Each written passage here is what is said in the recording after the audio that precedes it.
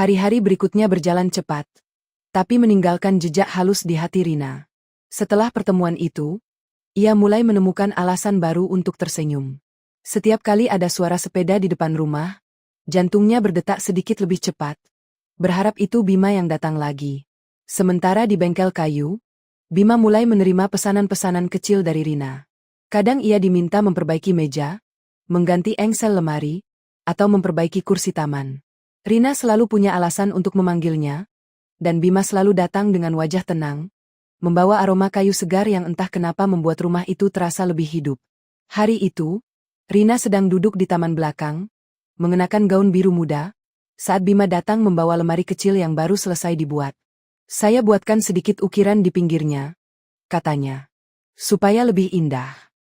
Rina menatap hasil kerja itu, dan hatinya bergetar. Ukirannya sederhana, tapi anggun. Cantik sekali, ucapnya, tersenyum tulus. Kamu memang punya tangan ajaib, Bima.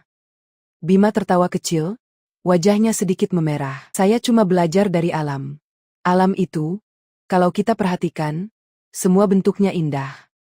Hanya suara dedaunan yang bergoyang tertiup angin. Rina menatap pria itu, mata yang jujur, senyum yang lembut, dan cara bicara yang tidak dibuat-buat. Hatinya berkata, pria seperti ini, langka sekali.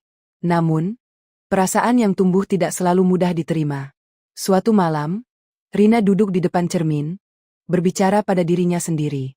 Apa yang kamu rasakan ini salah? Tanyanya dalam hati. Kamu janda kaya, dia hanya tukang kayu. Dunia kalian terlalu jauh. Tapi setiap kali ia mencoba menepisnya, bayangan Bima datang lagi, dengan suara lembutnya yang menenangkan.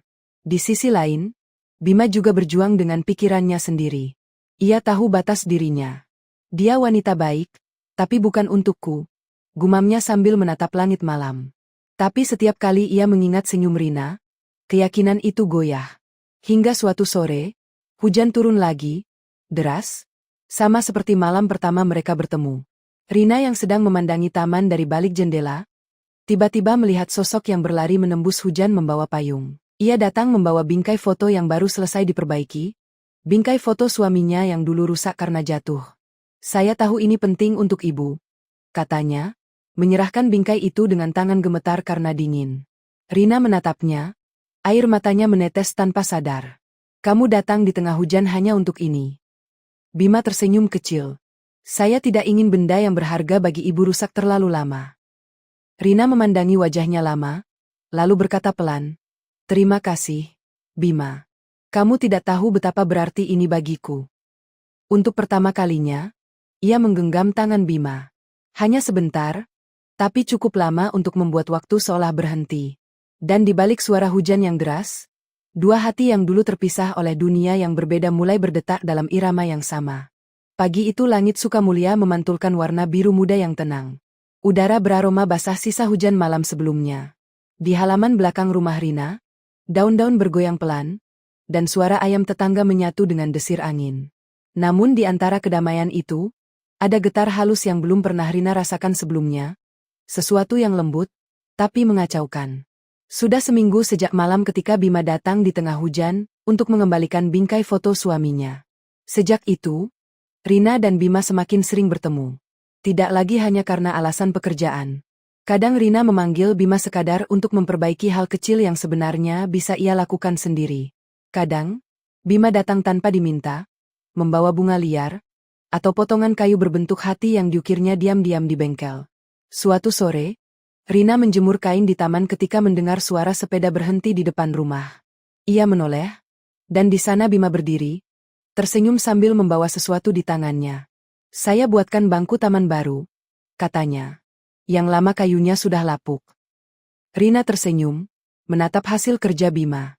Bangku kayu sederhana itu tampak kokoh, tapi yang membuatnya indah adalah ukiran kecil di sisi sandarannya. Dua helai daun saling bersentuhan, seperti simbol kebersamaan yang tak perlu banyak kata. Kenapa selalu membuat sesuatu dengan begitu hati-hati? Tanya Rina sambil memperhatikan cara Bima menggosokkan kain ke permukaan kayu.